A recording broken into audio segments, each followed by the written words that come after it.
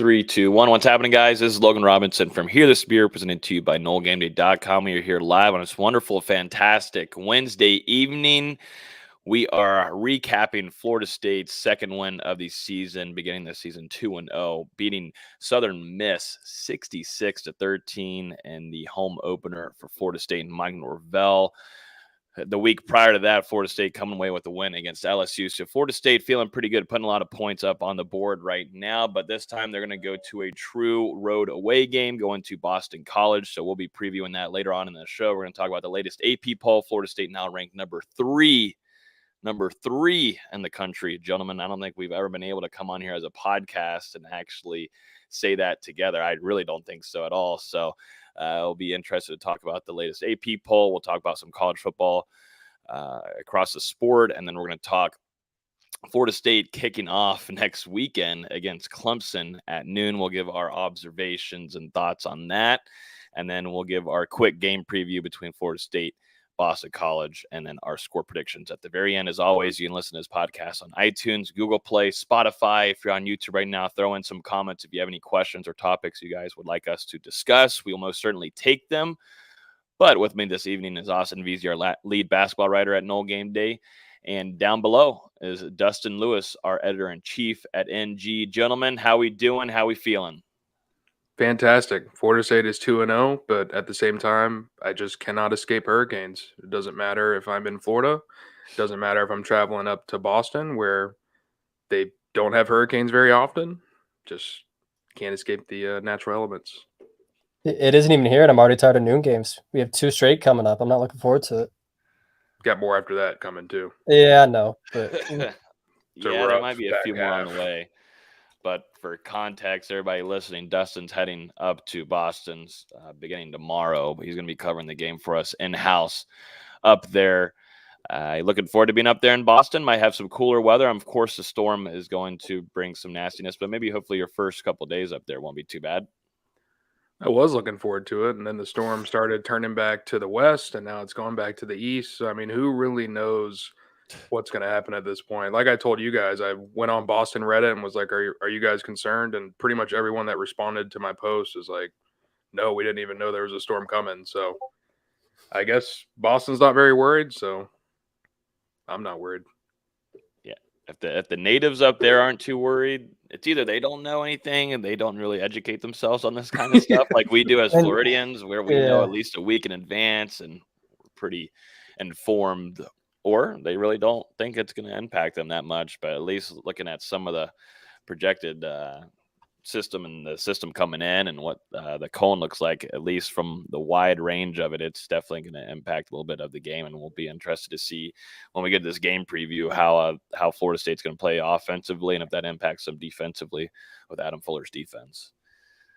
But yeah, you're going to have to hopefully you're able to make it back here to us, D-Lou, because we've got a big trip the next week going up to South Carolina, which is going to be a fun one. We'll talk about that kickoff in just a few minutes. But I wanted to go back real quick and to this Southern Miss game. Don't need to spend too much time on it. But if there was any other thoughts that y'all had about it, Florida State coming away 66-13.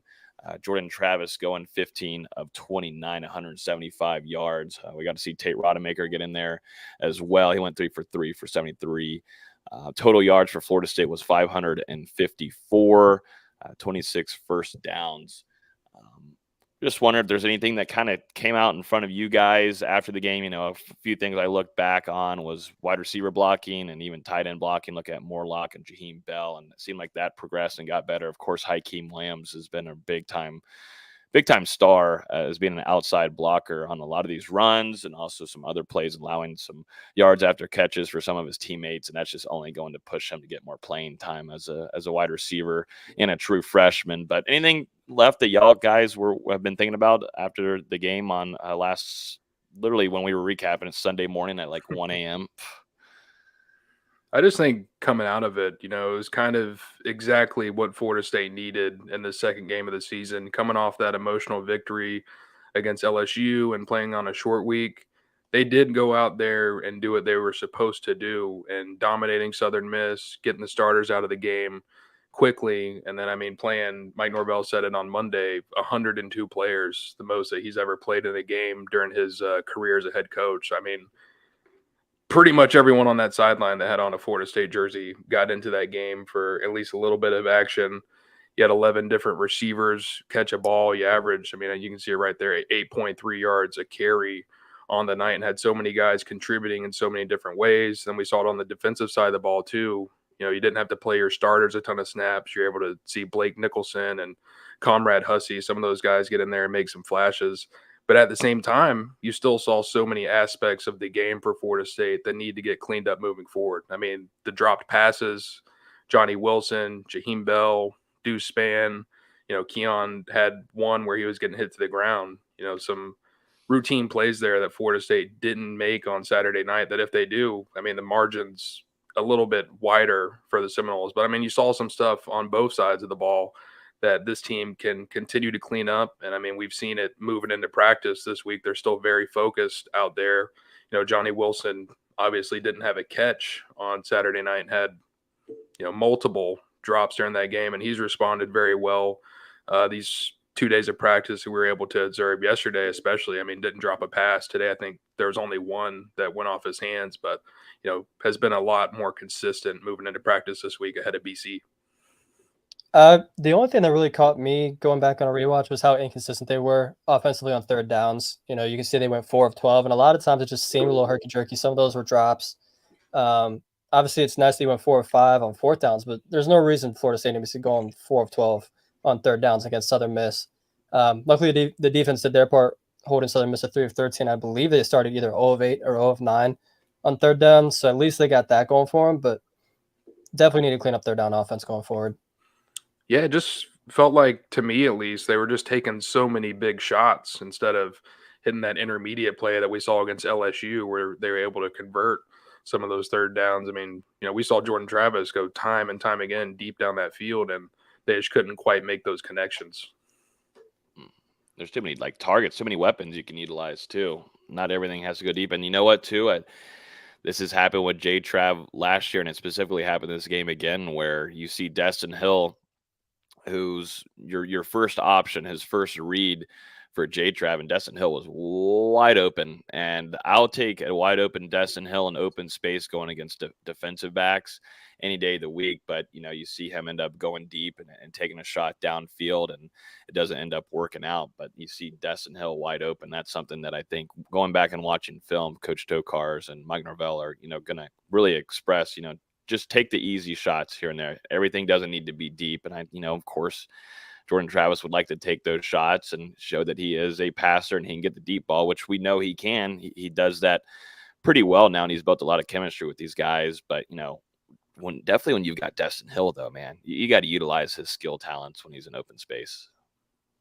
Yeah, don't be afraid to share the love. It's easy to put those blinders on, I'm sure, for Johnny Wilson and Keon and Jaheim Bell, but there are just so many weapons on this offense. And, I think at times, I wonder if it's hard to spread around all these targets to different guys, just one football. Jaheim Bell didn't even end up making a reception on a Saturday night. Keon led the team with 3 for 48. I know it was limited action, but just spreading the ball around to all these guys, it seems like it can get a little tough at times.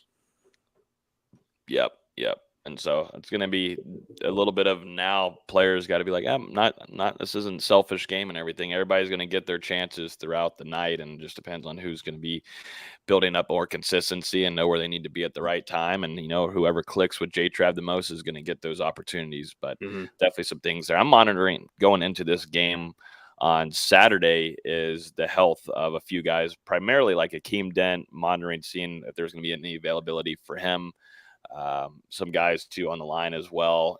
We've heard a lot of good things about Darius Washington. Coach Atkins very high on him. He's like a Swiss Army knife, he called him. So he's someone that you could plug in wherever you need. We didn't get to see Maurice Smith play. He wasn't dressed out for the Southern Miss game, but it's something I'm just keeping a close eye on as we move forward, definitely into next weekend when Florida State's going to face a talented team like Clemson. They've got a front seven, and you would like to have a guy like Maurice Smith there that's had the experience facing them numerous times, have him out there. But we'll see if he'll be a go. It seemed like he had that boot on, Dustin, down on the field. We'll see if that, is going to be the same thing whenever they travel up to Boston.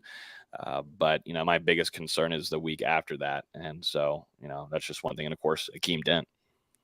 Definitely something to watch for Florida State. Mike Norvell hasn't provided any specific injury updates this week during practice. I mean, that's something that I'll obviously have an eye on during pregame, to see if Akeem Dent is back in lineup after what we thought was potentially a hamstring injury on Saturday night. He actually had a wrap on his left knee.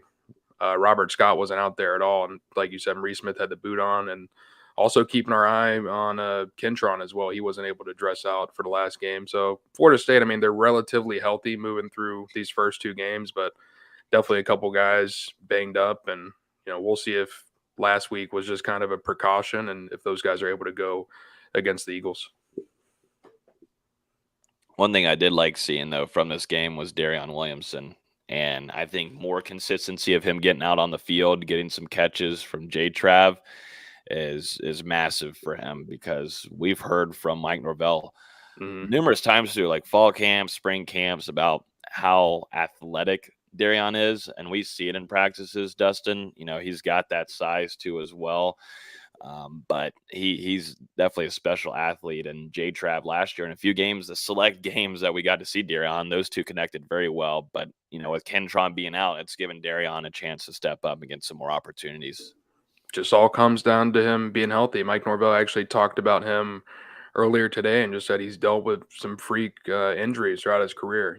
Come off a torn ACL during his senior year of high school whenever he started at Florida State, was able to rebound from that. And we saw in the first half last year, actually against Boston College, funnily enough, he was having a very good first half, close to 100 yards receiving. And then Norvell said that he ended up suffering an ankle injury that kept him out until the Cheez-It Bowl.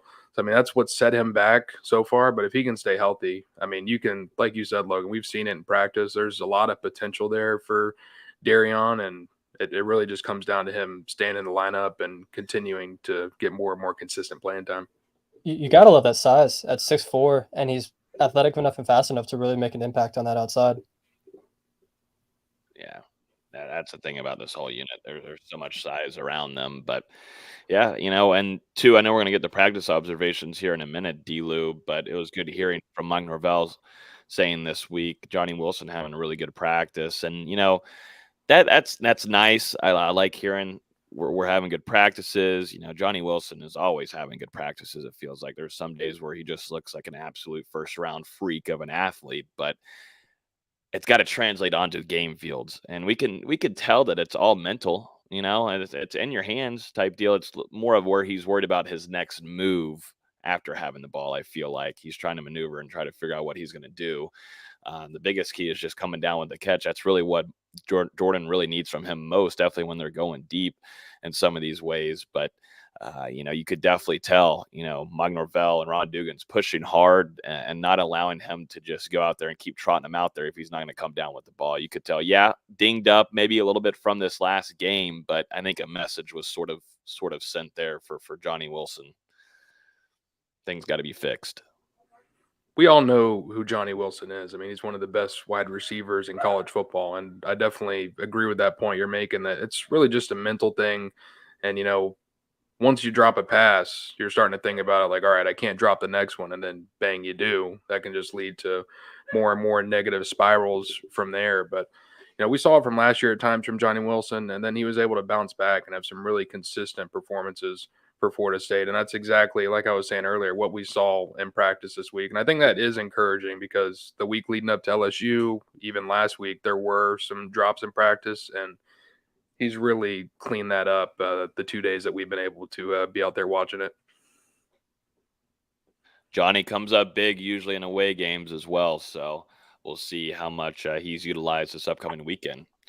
Let's jump into the AP poll, wrapping up the Southern Miss game. Florida State moves up one spot, up to number 3 in the country right now as the standings sit. Texas making a gigantic jump, moving up 7 spots. But Georgia at number 1. We've got Michigan at number 2. Florida State number 3. Texas number 4. USC number 5. Ohio State drops down 1 to number 6, Penn State 7, Washington 8, Notre Dame 9, and then number 10 is Alabama after losing to Texas at home. Gentlemen, what are our thoughts on this? Florida State, as we had expected and talked about on the instant reaction from the game on Sunday morning, Florida State moving up one spot there and being now in the top 3 in college football. It's a fun top 4. No other way to look at it. I mean, Georgia, Michigan, Florida State, Texas, those are some big brands. And especially Florida State and Texas haven't exactly been the best the last 5-6 years. So to see them in the top 5 again is a lot of fun, not just for people that cover the team or fans of the team, but really college football fans in general. I was trying to let you go first, Austin, but That's fine. Really no surprise here. I thought maybe there was an outside chance Florida State could have gotten to number 2. Michigan, hasn't looked great during their first 2 weeks against less than stellar opposition. But at the same time, they're probably not getting penalized in the polls for not having Harbaugh out there. So sitting at number 3 right now, I think it's a good spot for Florida State. Obviously, the highest that they've been ranked in season since 2016. And, they just got to keep building on it from here. Mike Norvell said on Monday, doesn't matter if someone has us highly ranked or if they don't, we still got to go take care of business. The votes are close too. I mean, that's not many points behind Michigan. Another lackluster performance from them, and Florida State could easily move up to number 2. And don't sleep on that Texas-Wyoming game. Wyoming's already beaten one Texas team this year to start the season. They might make things interesting. You never know.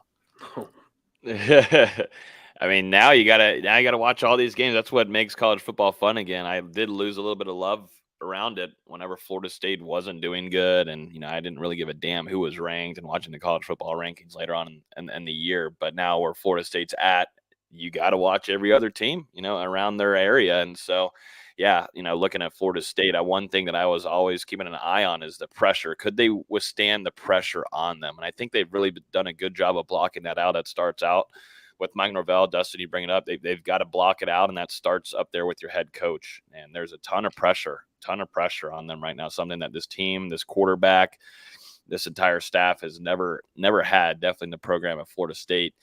And so none of these players have. So it's showing a lot of maturity, and it starts up top with Mike Norvell. And, I think they've done a pretty good job. We'll get a better answer of it whenever we get closer into this Clemson matchup. But week 1, nonetheless, though, you're ranked as a top 10 team, and you came in and did what you need to do and even more and showed the country that you're here to play. But I want to see if this team can continue to do that. And for the most part, trying to stay as healthy as possible will be the biggest thing for where Florida State can continue to rise in these rankings. But moving to next week, Florida State versus Boston College, but this next weekend, whenever they face Clemson, you get a win there. You're right there, I believe, right there, Georgia and Florida State. And I don't know when Michigan's next big game is, but I think after that Clemson game, though, Florida State moves up to number 2. If they of course win the game. that would probably help. They've taken care of business so far. We're going to see what it looks like in Chestnut Hill this weekend with the potential elements, how they impact that game. That could make it a little bit ugly, depending on the wind and rain going on about that time. But like you said, that game against Clemson, obviously they dominated against LSU. But that game against Clemson is going to tell us a lot about where this Florida State team is and their mindset. Because like we've talked before, the ACC runs through Clemson until someone takes it out of their hands. Even though this is looking like a down year for the Tigers right now, this is still something that Florida State, a game that they have not won in 9 years, a building they haven't won in 10 years, and they've been so close. The last 2 under Mike Norvell coming up just short in 21 and 22. You got to think they really want this one. Like, they wanted to beat LSU, but I think this one is even more important to those players. Despite Clemson, we didn't even mention it yet, they're not even ranked in the AP poll anymore. Yeah, and they really shouldn't be. I mean, after losing to Duke, and I know what the final score was against Charleston Southern, like 66-17 or whatever. That was a close game at halftime. Clemson was really in a dogfight there for a little bit, and they finally blew things open in the third and fourth quarters. It's almost to the point where I'm almost too worried that the team's going to be so focused on Clemson that they don't focus enough on Boston College, but I trust them to take care of business this weekend. They've looked focused on Boston College in practice. I will say that. Well, the white helmets are here, baby. That's why. the White Helmets have arrived. Seems like they're going to make their 2023 debut this upcoming weekend. So, we got to stay dialed in there. But just looking at Michigan's schedule here, they're going to play Bowling Green on this upcoming weekend. And they're going to face Rutgers, Nebraska, Minnesota, Indiana, Michigan State, who's not going to have a head coach. So, yeah, just going ahead a little bit here. Florida State does take care of business up there in Death Valley.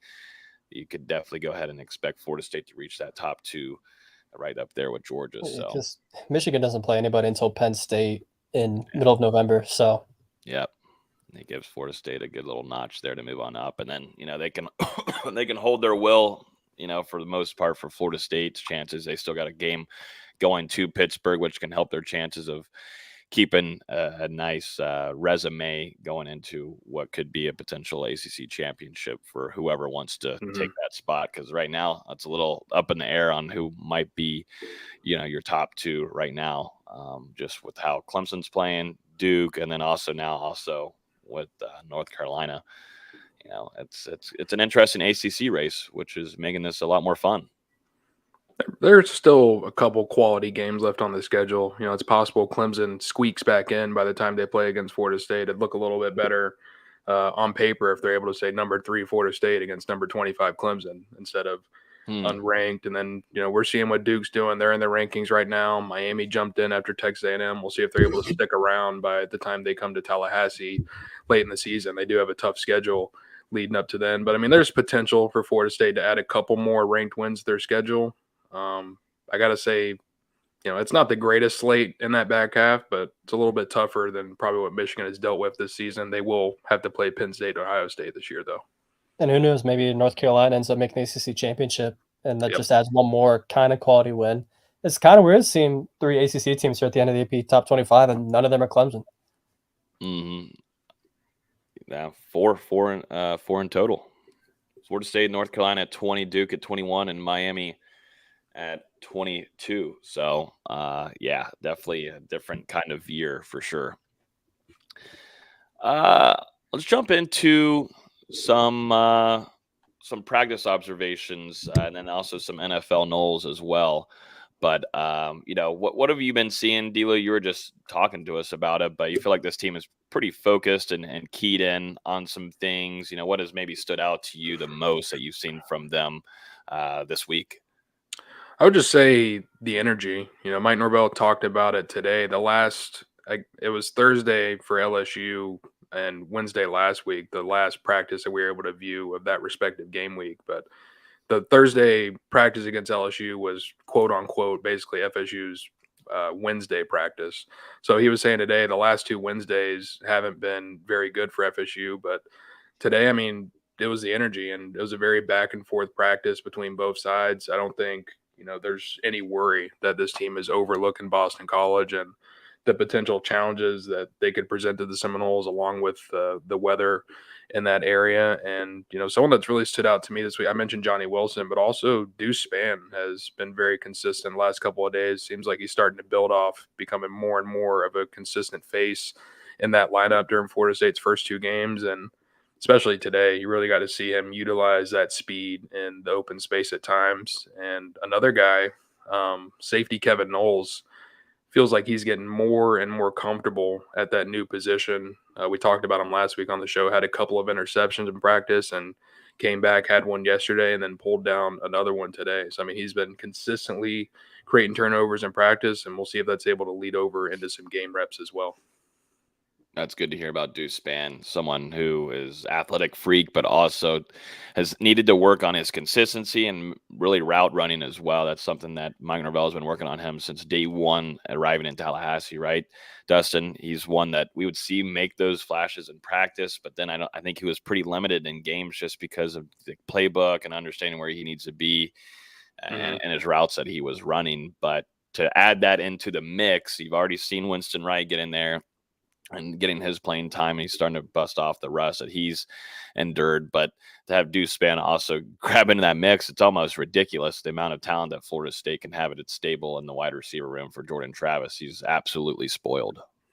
He was just a really raw wide receiver when he came in, since he had just made that switch from quarterback to the outside. And Florida State, they had to do a lot of teaching, and there was points where when he's playing that position, you're just kind of relying on the athlete that he is to go out there and make the play rather than maybe necessarily running a crisp route or something like that. But, that's a thing, honing in on those fundamentals. He's continuing to take steps. Seems like he's getting more comfortable out there in that spot. And, I mean, when he is able to go out there and make the play, you're like, man, Deuce Spann is something. And I remember we talked about him at length last year during the preseason, thought he was someone that could eventually make an impact in that wide receiver room. He was making plays and one-on-ones and 7-on-7s during those practices. And it really just comes down to the consistency. If he's able to put those flashes and make that his regular, practice or game day outings, Deuce Spann could be special, but it just all comes with consistency. And we'll see if he's able to do that with more time, learning that position.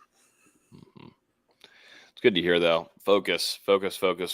No matter what, Boston College is always going to be a physical game, but not the greatest team. But Florida State has got to stay focused. This is their red bandana game, one that highlights their biggest game of the season.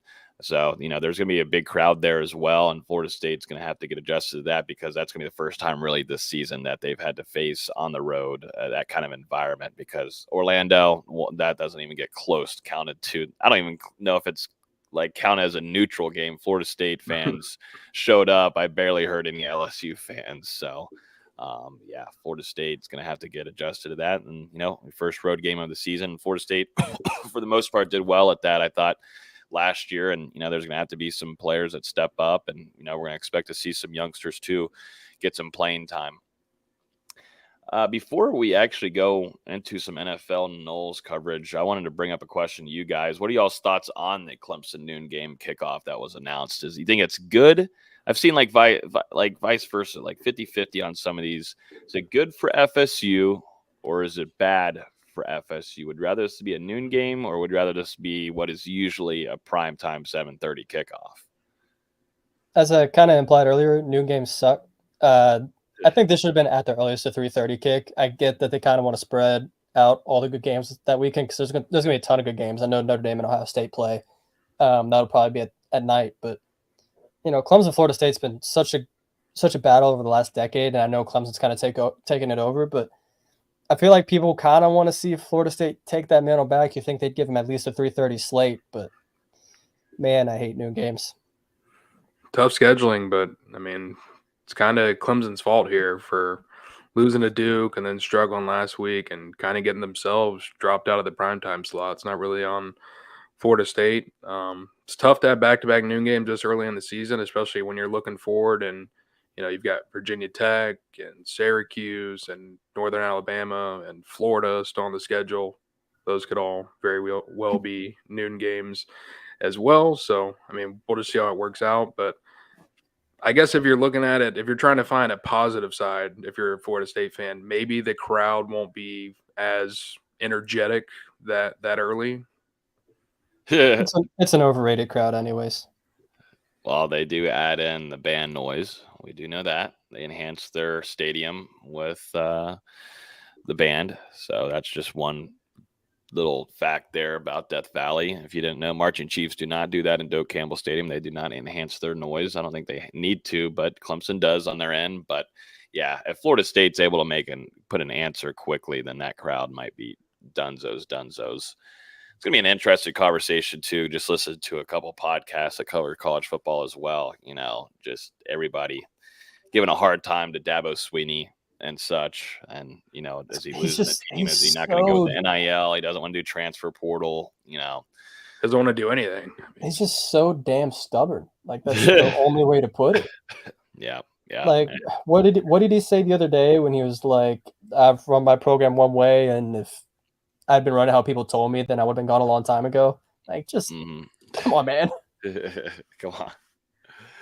But also, I mean, with that noon kickoff, I don't know if you guys saw, Seminole Booster sent out the email. Clemson reduced Florida State's ticket allotment in the lower bowl from 1,300 to 500.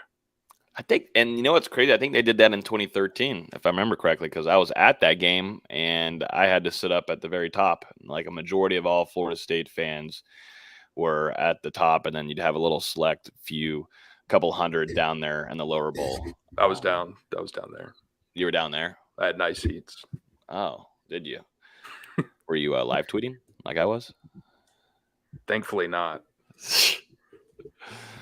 But yeah, that was just a little thing that I remembered there. But yeah, I don't think Clemson wants to have a lot of Florida State fans there. And it I is wonder why. it is not a cheap ticket right now. The cheapest How ticket on much? Ticketmaster just to get in the door is $140. Goodness gracious. Another thing that sucks about this is it sounds like the Marching Chiefs are not going to be in attendance for this game. Only going to be at LSU and in Gainesville. Ugh. So that kind of, I don't know, that seems like a terrible decision to me. Because, I mean, you shipped them to Orlando and you shipped them to Gainesville. Yeah, but that's a 2.5 hour bus ride. That's what I'm saying. It's nothing. So you should be able to make it to Clemson. Figure it out. Make it to Clemson. I don't know whose choice that is. I don't know how that works. I don't know either, but I'm saying whoever made the decision, they made the wrong decision. I mean, find some more money from somewhere. Reach under a hat, look in a McDonald's bag, find it.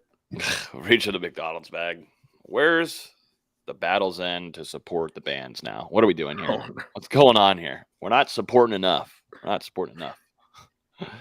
Oh, my goodness. All right, let's talk some NFL Noles here, and then we'll get into our game preview and score predictions. I'm so glad the NFL is back. We're not going to talk about the Pittsburgh Steelers, though. Moving forward from that, though, what a weekend for some of the Seminoles in the league. We're going to start off first with Jermaine Johnson, who put up some good stats this past weekend, recording 5 tackles, including 4 solos. He had 2 tackle for loss as a quarterback hurry, and he also had a sack/TFL for 2 yards on Josh Allen, which I'm actually going to pull up here on the screen. But a good, powerful weekend for Jermaine Johnson. Nice performance there on Monday Night Football, which was, if anybody watched it, was just a roller coaster, a ride for everyone on both sides of the ball. That was. I was going to say that front four for the Jets is pretty scary because Jermaine Johnson doesn't even really start. He kind of rotates in, but he's so good. He's much better this year, much more ready for the NFL than he was last year, I think. And he's made an impact. This was a great play. Mm-hmm. And I absolutely love that celebration. Pretty much swinging down a sledgehammer like he did at Florida State whenever he broke the rock. I don't know if you got a chance to see that. Yep. Yeah. I mean, he did that a lot at North Carolina whenever he was playing. And Verse does it now too. He did it against LSU, and if the sack ended up being taken back, but maybe it just becomes a FSU edge rusher thing. Mm-hmm. I love that. But how about Josh Allen? That Madden curse kicking in real quick. He was looking like Jeff Sims out there. He looked like a fumble. I mean, he was not good. Not good at all.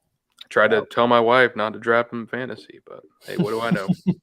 She didn't listen to you? Nope. That's first.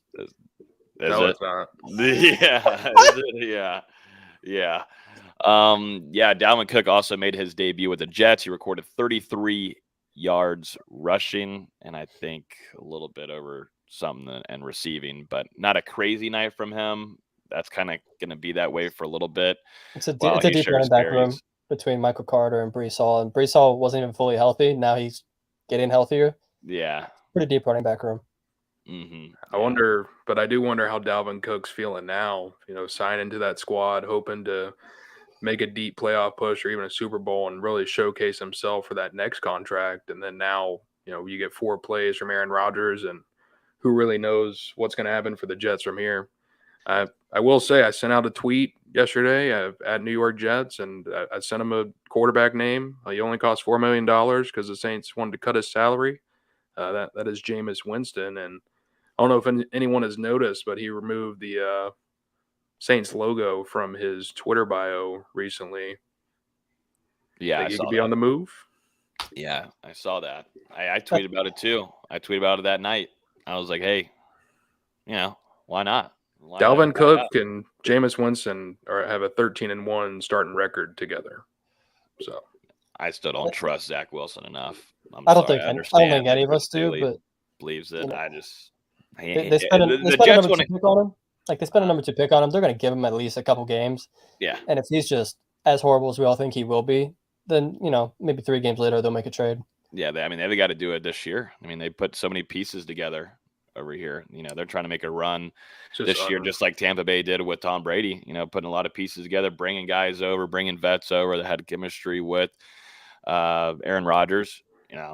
You're going to need a quarterback that can at least get you down the field and you can have some belief in. And we've saw a lot more cleaner play out of Jameis Winston, and we saw what he was able to do in New Orleans. Now he's backing up Derek Carr, but still, I think Jameis would be one of the top 5 quarterbacks available that the Jets may kick the tires and hear some stuff out on from.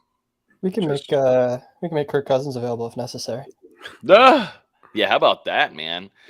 We were in a little bit of shock there to see the Bucs go up to Minnesota and get that win on the road in that type of environment with Baker Mayfield at the helm. That was something that we were not expecting. Yeah, no, it was not fun.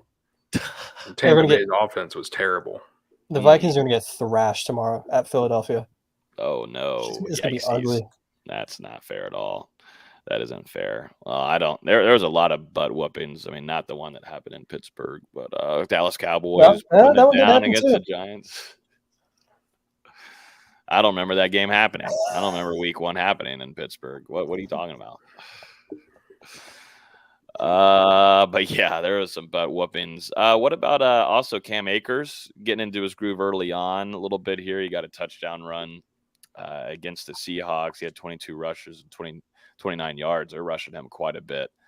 And that Rams offense. That's not a good horrible game. Yeah, horrible yards per carry. 22 rushes for 29 yards. At least getting a touchdown.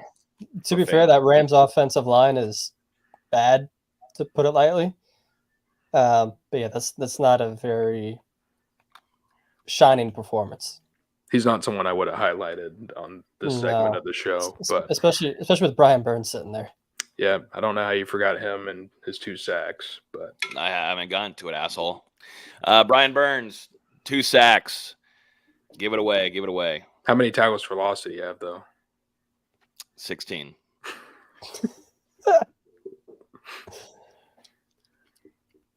Just one tackle. I'm not hearing anything. Yeah. Good performance. Good performance. Yeah. Good job. He was dominating that first quarter and a half, and then finally Atlanta made some adjustments.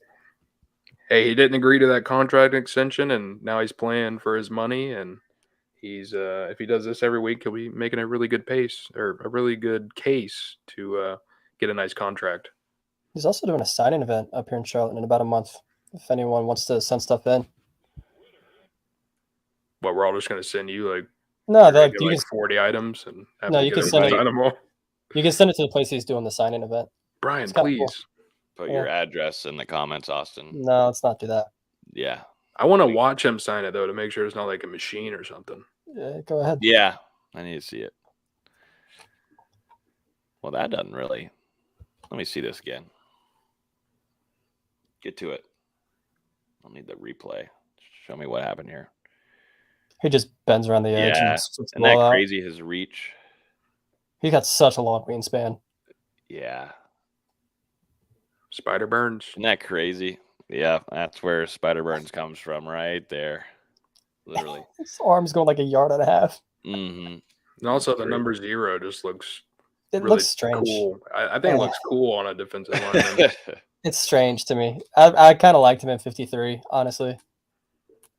Yeah, Jamie also had his first game as a NFL player, but didn't record any stats. But he was out there. He had kind of had an iffy training camp. I think it's taken him a little while to get,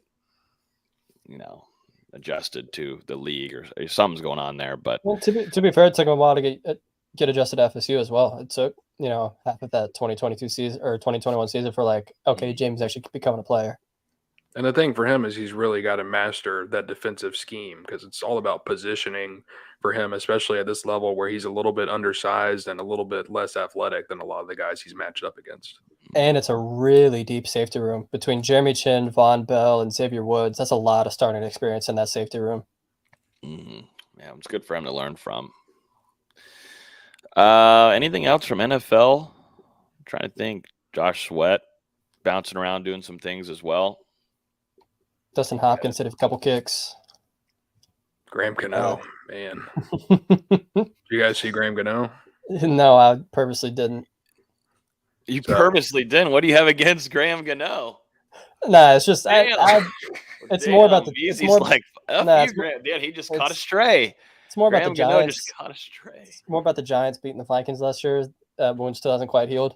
You're still holding on to that. Yeah, So I had the Sunday night game on, and the Giants, they look pretty solid on the opening drive. They get down the field, they go for the field goal attempt, and it's Graham Gano who just signed literally on Saturday, or either Friday or Saturday. He signed a 3-year extension with the Giants, like over $15 million, third largest kicker contract in NFL history.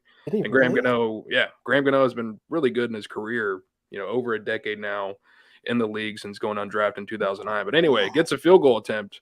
It's blocked. Cowboys return it for a touchdown. Then later on, he got another one that was, I want to say, inside 40. And I mean, it was a really bad kick wide left that he basically shanked. So, I mean, that's tough right after getting that contract extension. But you weren't kidding about this contract. 3 years, $16.5 million, 11.3 guaranteed. That's crazy for a kicker. Yeah. So, I mean, at least he got his money. Yeah. That was a tough night. That was a tough night for the Giants, man. Whew. That was rough. Rough. But arguably one of the worst games of all time. I mean, I don't think that's a stretch to say. Yep. Definitely not that Steelers game either. Not at all. Let's jump into this game preview and score predictions. How we feeling about this one just right off the bat, gentlemen? Is anything kind of scary you at some points? Boston College making some moves at the quarterback position. What stands out first to you guys more than anything, really? The only thing I'm really worried about going into this game is the potential of the weather and how that could impact Florida State's offensive attack if they're forced to go more on the ground than putting the ball in the air. If you've got 40 or 50 mile per hour gust out there, that's really the only thing that I'm concerned about. I think Boston College is a very capable team, but they're obviously coming off a tough season. They're replacing a lot. New starting quarterback. Zay Flowers has gone for that offense, so they're breaking in a lot of new wide receivers. They got two transfers on the left side of that offensive line that are still figuring things out. So, I mean, there are a lot of question marks for Boston College, and losing that game to Northern Illinois at home in overtime, and then the one last week against Holy Cross. I'm not sure if either of you guys were able to watch it, but I mean, Holy Cross had all of the momentum down the stretch of that game, and then should have won. Yeah, it was 4th down, 2 minutes left, and then bang, they went into a freaking weather delay for, I think, an hour and a half, 2 hours, and came back out. And Holy Cross ended up fumbling on their last drive, and Boston College got out of there with the victory. But, I mean, they were within an inch of losing to an FCS team at home, and, we'll see how it goes on Saturday. But like I said, the weather is the biggest thing that I'm thinking about as of right now. It was already going to be a run-heavy approach from Boston College. They've run it 70 times these first 2 games, where they're only throwing it about 28 to 30. With the weather, I expect those carries to really get up there, maybe even double their pass attempts if they can stay ahead of the sticks. It's going to be a sloppy, messy kind of game if it stays a noon game. I think Rhode Island, Maine game got moved up to Friday. See if the ACC maybe follows suit with this game, but I'm expecting a lot of running on the ground in this game between their quarterback Castellanos, who already has 136 yards on the ground and a touchdown. I expect Jordan Travis to make some noise with his legs, because if a Holy Cross quarterback can do it, damn it, Jordan Travis can too. This should be a pretty sloppy game, I have a feeling. Mm-hmm. Yeah, I'm looking at Jordan Travis. Just a lot of things that can make his game a little bit easier, like we were talking about earlier. Just some easy check downs, the first couple of reads where some guys are open, dumping it off to Chaheem, or if Dustin Hill's there, etc. Just some easy things to get the offense flowing. Not everything needs to be downfield. I feel like that was so stressed for some reason against Southern Miss. But in this game, those short intermediate throws will be your key, definitely with the weather impacting there, and then sticking to the ground game, what Florida State can do there, building up some consistency. I really like what we've seen from Rodney Hill. That kid's going to be a nightmare for some of these defenses moving forward in his career. But, Trey Benson getting into his groove too. We saw against Southern Miss, this run game might finally get back and get that clicking going like we saw last year, and be a good time to do it. Get that rhythm going before you head up to Clemson this next weekend. Yeah, I think this is a week where, especially depending on the weather, I know I keep saying weather, but this is the week where Florida State, I feel like, is really going to try and pound it on the ground against Boston College, especially with how their rush defenses look pretty suspect so far against Northern Illinois and Holy Cross. You got to think Florida State and that tandem of running backs that they can just keep throwing out there have to feel pretty confident about what they can do on the ground. We have talked about before, we'll see if maybe Robert Scott and Reese Smith are able to get back out there in that starting lineup. But after rushing for over 300 yards last week with, having Darius Washington at center and some of the moves that are made on the offensive line, I think Florida State still has to feel really good that they can go up to Chestnut Hill and really pound this rock and run that clock and get out of there with a victory. They ran for 180 yards last year on them, and if you can also count the kick return as well as doing some stuff on the ground, average 5 yards a carry. I think that's very easily doable again this year.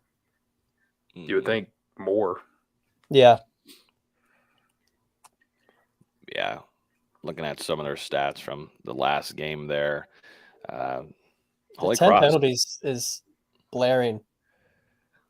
There's no reason a Power 5 team needs to have 10 penalties against Holy Cross. Mm-mm. And it wasn't an outlier either, because they had 10 penalties in the opener as well against Northern Illinois. 202 penalty yards for Boston College in the first two games. Who, by the way, Northern Illinois lost to Southern Illinois this past week, another FCS team. So just peachy. Good barometer. What's the I need to check the over-under for this game. Remember, we looked at it from last week. I think it was 54.5. That's, even with the weather, incremental weather. That seems kind of right, honestly, with the weather. They were totally wrong last week. Give me my money last week. That was easy money. Cash that money in. That was easy money. We hit that over pretty. I got a little nerve wracking in like the first quarter when there was no scoring going on. I was like, all right, let's see something going on here. And then finally, but who screwed me? No, it wasn't Texas Tech. No, it wasn't North Carolina. Someone still screwed me somewhere, but I might still stick with the over, to be honest with you. I think Florida State is on a warpath of putting some points up on the scoreboard lately, so I'm gonna stick with the over here.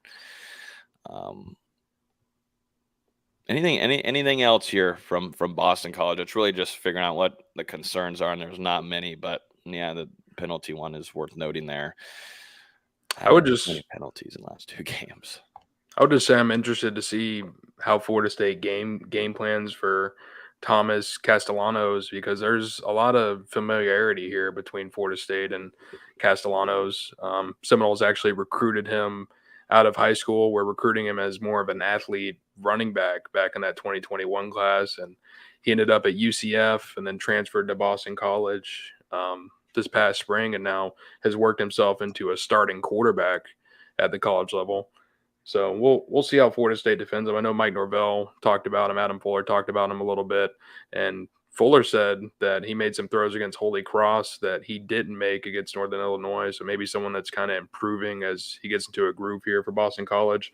Went 17 out of 23 for 201 yards and 2 touchdowns last week. So I'm just interested, and especially with the new playmakers that Boston College is going to be getting into the lineup here. I don't know. You saying baking? Baker Mayfield? Was not. Yeah, I broke my brain for a second. But in the backfield, Pat Garwo's been pretty dependable for Boston College over the last 2 years. He's kind of coming into this game questionable. Only had 2 carries against Holy Cross and had a boot on his foot. And then the wide receiver core, like I said before, Zay Flowers is gone, but you do have Ryan O'Keefe, a UCF transfer in there. So someone that Castellanos probably has some familiarity with. And then also Lewis Bond and Jaden Williams are probably guys to watch for Boston College at wide receiver, but just not a ton of proven playmakers. And, you got to feel comfortable with what Florida State has done against LSU and Southern Miss, that they're going to be able to limit anything Boston College throws out there. Well, let's get to some score predictions here. A couple of comments in here saying that they hate noon games. I agree with you there, but I will say what the ACC network and what the ACC did to us overall this last weekend, starting the game at practically 8:45 and being there till leaving the stadium at 1:30, 1:45. Not a big fan of that. I'll be honest with you. Not a huge fan. But I'll take this noon game, sit on my couch at home, and enjoy and just relax and bet on games that I probably should not bet on. Yeah. Don't laugh like that. Wait till Hard Rock's back here. Who knows when? I'll be just probably stuck here on my couch. I've been waiting years for that thing to come back for us. But, gentlemen, we got Florida State, Boston College, nooner. We got a nooner. Florida State starting out the season 2-0, ranked number 3 in the country. Dustin, you'll be in attendance for us, so looking forward to your coverage up there. I think I went first 2 weeks ago, so someone else is going to have to take it, and then we're back at it. I think I went first last week, right? Hey, I guess I'm up then. I think you're up to bat. You're up to bat. Don't strike out. It's only fitting since I'll be traveling up to Chestnut Hill for this game. Heading over there starting tomorrow morning, and we'll see what happens with this weather. Obviously going to continue to monitor that, but I think we said earlier in the show, as of now, Florida State and Boston College are preparing to play this as planned Saturday at noon. We'll see if that changes depending on the trajectory of the storm. But, right now, just looking at the forecast for Boston on Saturday, they projecting about 70% chance of rain and wind 32 to 35 miles per hour. So, mild impact on that game. We'll see if it gets any worse from there. It's your baby. I'm going to go here so far. I know you're going with the over. I'm going to go a little bit lower scoring here for this one just because of the weather. And I think Florida State, they're going to want to get in and get out of this one. And really just pound that rock this week against the Eagles, who have struggled against the run and are going to continue to struggle against the run on Saturday. I'm going to go Florida State 41, Boston College 7. Okay. Yeah. All right. Well, we won't be holding hands this week, Dustin, like we did last week, kind of. Not going to say that. We've held hands multiple weeks. Yeah, we have, both physically and. I don't know about physically. Oh, okay.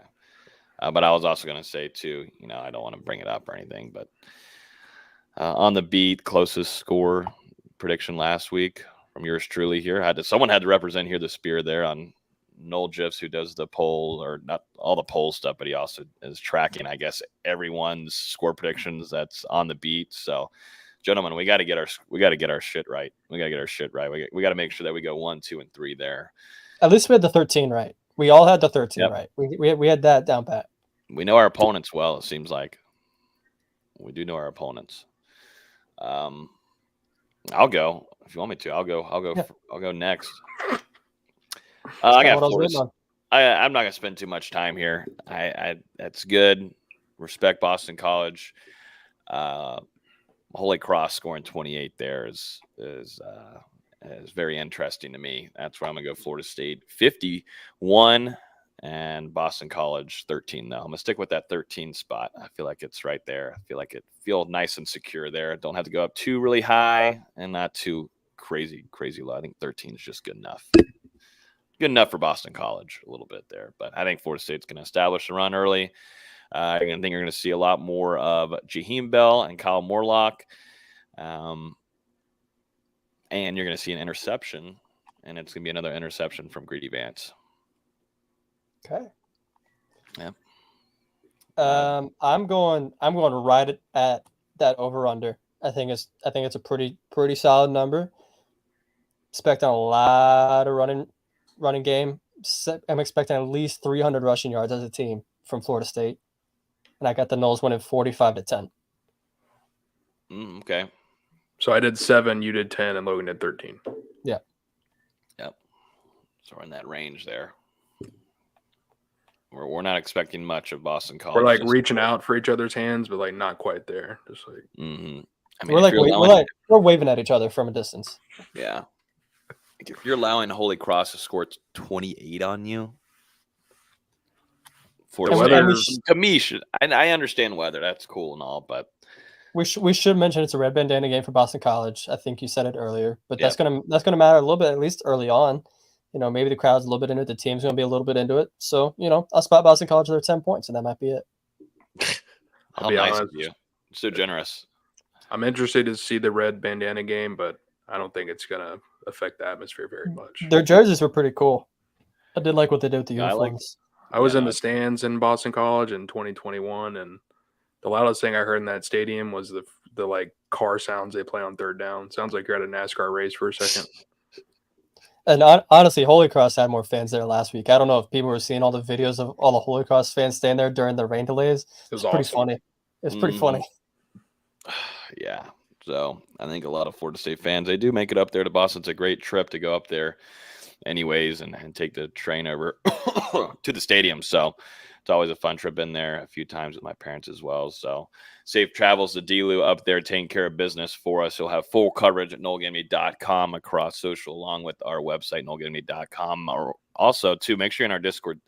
Got a lot of users joining there. You can join in the YouTube description down below. Any games that y'all looking forward to this upcoming weekend? It is pretty dead overall as college football heads into week 3, guys.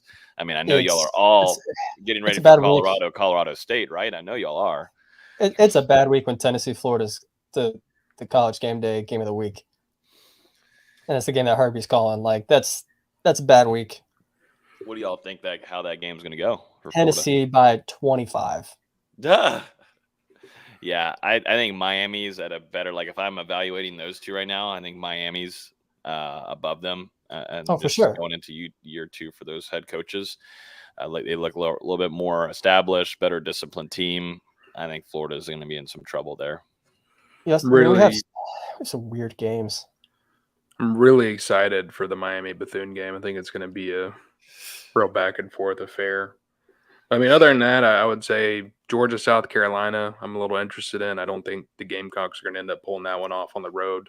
But also, what about Alabama playing at just about to say that USF this week?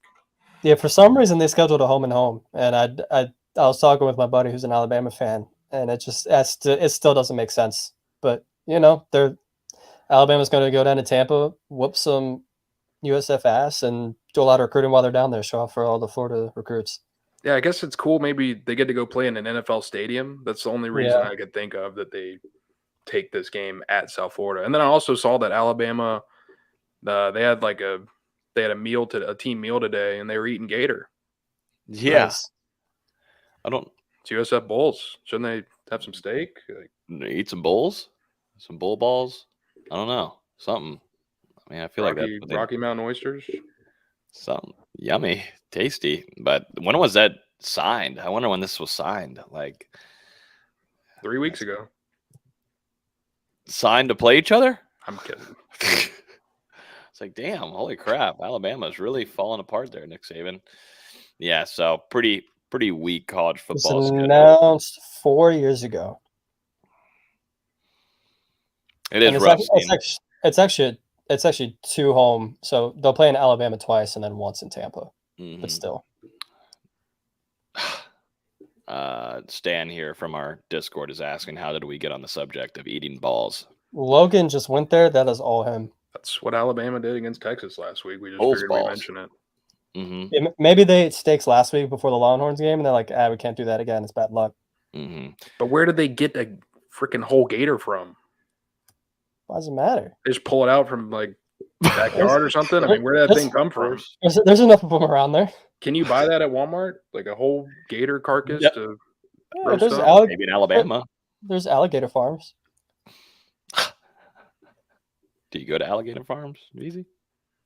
No, I have not been to one. Unless you count Adventure Landing as an alligator farm. Okay, good. It's been a gator land, but it burned down. Okay. Tough.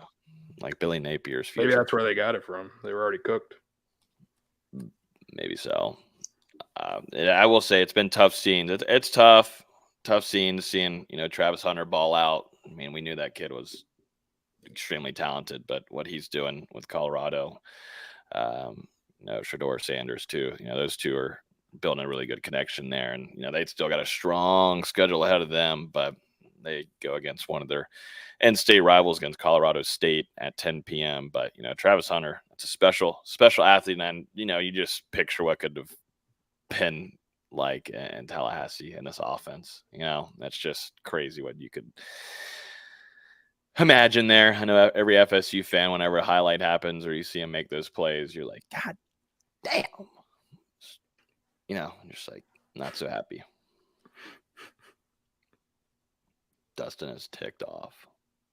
Pissed off. He does not. No comment on Travis Hunter. He does not. I mean, good for him. I've watched the games. Good for him. Going to Tom's comment about KJ Bolden visiting Georgia. Yeah, he actually informed me he will be taking an unofficial visit to check out the Bulldogs take on the Gamecocks this weekend. But I mean, at this time, it's not something that I'm really worried about. Obviously, he's one of the top recruits in the country. And I mean, it makes sense going into your senior year to go and take advantage of these opportunities while you still can. He's committed to Florida State. He's been recruiting for Florida State. And, you got to continue to win this one until signing day, even though he is pledged to the Seminoles. That's good. Yeah, get your visits in. Enjoy it. Take care of people pampering and everything. But he'll be in Tallahassee soon as well, so not much to worry about. No. Well, I think that's going to wrap it up for this week's episode. Appreciate everybody hanging out with us this evening. As always, you can listen to this podcast on iTunes, Google Play, Spotify. If you're on YouTube right now, definitely appreciate it if you hit the like button down below. It helps reach more FSU fans to get them here and commenting and everything. So appreciate everybody listening in, hanging out with us. We'll be back here for our instant reaction Saturday afternoon. That sounds good to say. Saturday afternoon, giving our thoughts on Florida State's game against Boston College. And then next Wednesday, we'll have our guest on, our expert that covers the Clemson Tigers on the SI network, to give us a rundown on what Dabo Swinney and the Tigers will be bringing in week 4 when Florida State heads up there for another noon kickoff. All 3 of us will be there in attendance for that. So looking forward to being up there in South Carolina in some good and nice, cooler weather than what I'm dealing with here down in mid-South Florida. So appreciate everybody. Y'all enjoy the rest of y'all's week. Enjoy football this upcoming weekend, and we'll talk to you guys on Saturday afternoon after the game.